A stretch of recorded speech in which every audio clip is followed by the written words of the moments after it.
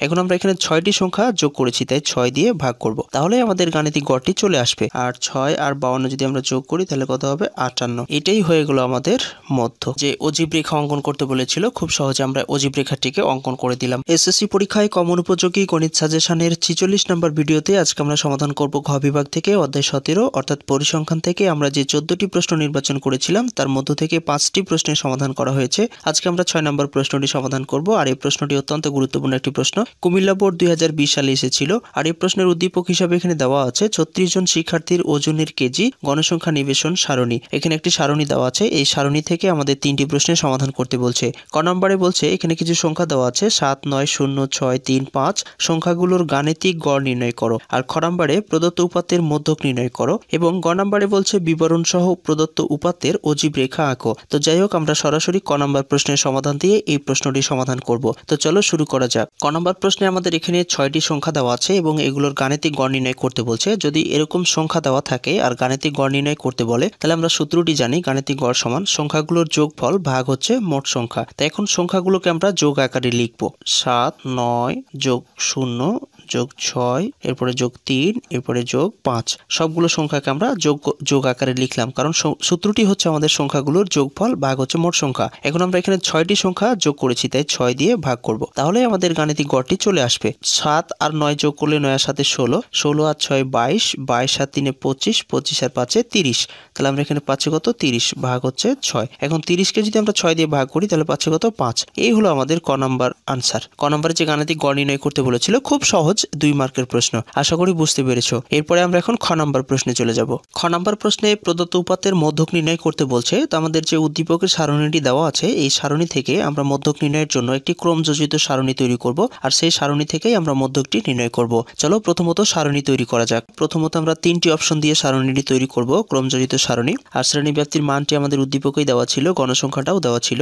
এখন ক্রমযোজিত গণসংখ্যাটা আমি এখানে দেখাচ্ছি। তো এখানে ক্রমযোজিত গণসংখ্যার অপশনটি যখন আমরা ফিল আপ করি তখন প্রথম যে গণসংখ্যা এটা এখানে চলে আসে, আর পরের সংখ্যাগুলো যোগ আকারে আসে, অর্থাৎ 5 আর 3 যোগ করলে হয়ে যাবে 8। এবার 8 আর 10 যোগ করলে 18, 18 আর 12 যদি আমরা যোগ করি তাহলে কত হবে? 30।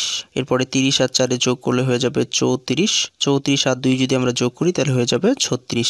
এভাবেই আমাদের ক্রমযোজিত গণসংখ্যার অপশনটি ফিল আপ করতে হয়। এই সারণী থেকেই মধ্যক নির্ণয় করতে হবে। তো এখানে আমরা মধ্যক নির্ণয়ের সূত্রটি লিখেছি l + n/2 - fc × h/fm। এখন প্রথমত আমরা l, n/2, fc এবং h/fm এই যে মান চলকগুলো আছে এই মানগুলো আগে প্রথমে বের করে নিব। তো প্রথমে আমরা n সমান যে মানটা পেয়েছি সেটা লিখব। n সমান পেয়েছি আমরা এখানে 36। একে যদি আমরা 2 দিয়ে ভাগ করি, কারণ সূত্রে আমাদের n/2 লাগবে, তাই n/2। তো 36কে 2 দিয়ে ভাগ করলে পাচ্ছি কত? 18। এখন এই 18তম পদের মানটা ক্রমযোজিত গণসংখ্যার কোথায় আছে সেই সারিটাই হবে মধ্যক সারি। তো আমরা এখানে দেখতে পাচ্ছি 3 এর মধ্যে 18 নেই, 8 এর মধ্যে নেই, কিন্তু এখানে 18 আছে। এই সারিটাই হচ্ছে মধ্যক শ্রেণী, অর্থাৎ এই মধ্যক শ্রেণীর শ্রেণীব্যাপ্তির ছোট মানটা হবে l এর মান। তাহলে 18 সারির শ্রেণীব্যাপ্তির ছোট মানটা হচ্ছে 52, তাই l সমান আমরা লিখতে পারি 52। এখন আমরা যদি fc এর মানটা বের করি, fc এর মানটা হলো মধ্যক শ্রেণীর ক্রমযোজিত গণসংখ্যার আগের গণসংখ্যাটা হচ্ছে ক্রমযোজিত গণসংখ্যাটা হচ্ছে fc এর মান। তাহলে 18 হচ্ছে মধ্যক শ্রেণী, এর আগের ক্রমযোজিত গণসংখ্যা হচ্ছে 8, তাই fc সমান আমরা লিখতে পারি 8। এরপরে আমরা fm এর মানটা বের করে নেব। fm হচ্ছে মধ্যক শ্রেণীর গণসংখ্যাটা হচ্ছে fm এর মান, তাহলে এটাই হবে fm, এটা হচ্ছে fc, আর এটা তো আমরা পেয়ে গেলাম l। তাহলে fm সমান আমরা পেলাম কত? 10। আর h হচ্ছে ব্যবধান, তো ব্যবধানটা হচ্ছে এখানে 40 থেকে 45, ব্যবধানটা হচ্ছে 6। তো h সমান আমরা লিখবো 6। সবগুলো মান বের করে নিয়েছি, এখন আমরা এখানে মানগুলো বসাবো। তো l সমান পেয়েছি আমরা 52, তাই 52 বসাবো। এরপরে প্লাস n/2 সমান পেয়েছি আমরা 18, এখানে 18। এরপরে মাইনাস fc এর মান পেয়েছি 8, তো 8 গুণিত h এর মান পেয়েছি আমরা 6, আর fm সমান পেলাম 10। সবগুলো মান বসিয়ে দিলাম। এখন যদি আমরা হিসেব করি তাহলে 52 এরপরে যোগ 18 থেকে 8 বাদ দিলে হচ্ছে কত? 10। 10 গুণিত 6/10। এরপরে 52 আছে থাক, এরপরে প্লাস, যেহেতু 10 6 এর সাথে গুণ অবস্থায় আছে তাহলে 6 10 60, আর নিচে আছে কত? 10।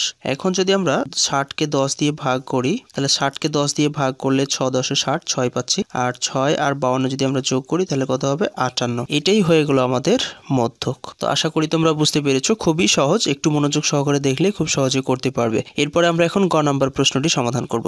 গ নম্বর প্রশ্নে বিবরণ সহ প্রদত্ত উপাত্তের অজীব রেখা আঁকতে বলছে, আর অজীব রেখা অঙ্কনের জন্য আমাদের একটি ক্রমযোজিত সারণী লাগে। সেই সারণীটি তৈরি করার পরে আমরা এই অজীব রেখাটি অঙ্কন করব। চলো অঙ্কন করা যাক। গ নম্বর প্রশ্নের অজীব রেখা অঙ্কনের জন্য আমাদের একটি সারণী তৈরি করতে হবে। অজীব রেখা অঙ্কনের প্রয়োজনীয় সারণী এই শিরোনামে আমরা একটি ক্রমযোজিত সারণী তৈরি করে নেব। শ্রেণীব্যাপ্তির মানগুলো উদ্দীপকেই দেওয়া ছিল আর গণসংখ্যাটাও দেওয়া ছিল। এখন আমরা এই অপশনটি ফিল আপ করবো। তো ক্রমযোজিত গণসংখ্যা ফিল আপ করলে প্রথম সংখ্যা যা থাকে ঠিক তাই লিখতে হয়, আর পরের সংখ্যাগুলো যোগ আকারে। 5 3 8, এরপরে 8 আর 10 18, 18 আর 12 হচ্ছে 30, আর 30 আর 4 34, 34 আর 2 হচ্ছে 36। আমরা যে গ্রাফ পেপারটিতে অজীব রেখা আঁকবো, কোন কথার উপর ভিত্তি করে আঁকবো সেই কথাটি আমরা এখন লিখে দিব।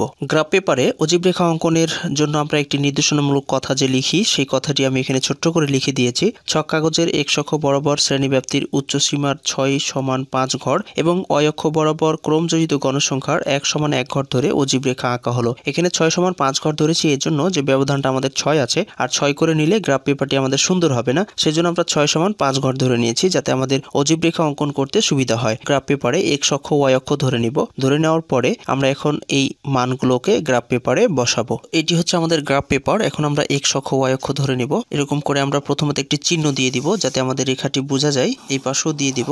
দেওয়ার পরে আমরা এটাকে 0 বিন্দু ধরে নিব। এটা হচ্ছে x প্রাইম, আর এটা হচ্ছে x, আর নিচে হচ্ছে y প্রাইম, আর উপরে হচ্ছে y। x অক্ষ বরাবর শ্রেণীব্যাপ্তির উচ্চ সীমা ধরেছি, তাই আমরা এখানে লিখে দেব শ্রেণীর উচ্চ সীমা, শ্রেণীব্যাপ্তির উচ্চ সীমা।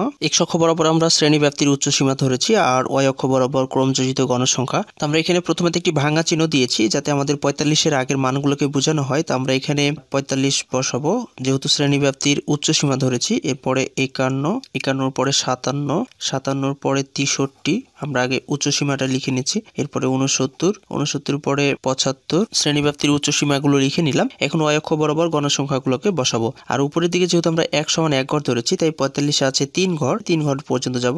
1 2 3, তো এটা হচ্ছে 3 ঘর। আর 51-তে আছে 8 ঘর, তো আমরা 8 ঘর পর্যন্ত যাব। 5 6 7, এ হলো 8। এরপরে 57-তে আছে 18, তো আমরা 18 ঘর পর্যন্ত যাব। তাহলে 5 10 15 16 17, এ হলো 18। এরপরে 63-তে আছে 30 ঘর পর্যন্ত, তাহলে আমরা 30 ঘর পর্যন্ত যাব। 5 10 15 20 25, এই হলো 30।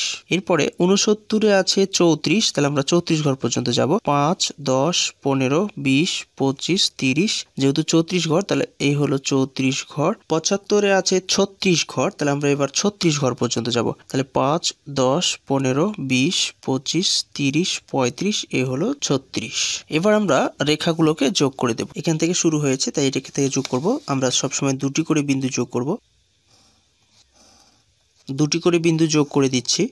এই হলো আমাদের যে অজীব রেখা অঙ্কন করতে বলেছিল, খুব সহজে আমরা অজীব রেখাটিকে অঙ্কন করে দিলাম। তা আশা করি তোমরা বুঝতে পেরেছো। শেষ পর্যন্ত সাথে থেকে কষ্ট করে আজকের এই ভিডিওটি দেখার জন্য অসংখ্য ধন্যবাদ জানাচ্ছি। দিনটি সবার ভালো কাটুক এই প্রত্যাশায় আপাতত আজকে এখানে বিদায় চাইছি। আল্লাহ হাফেজ।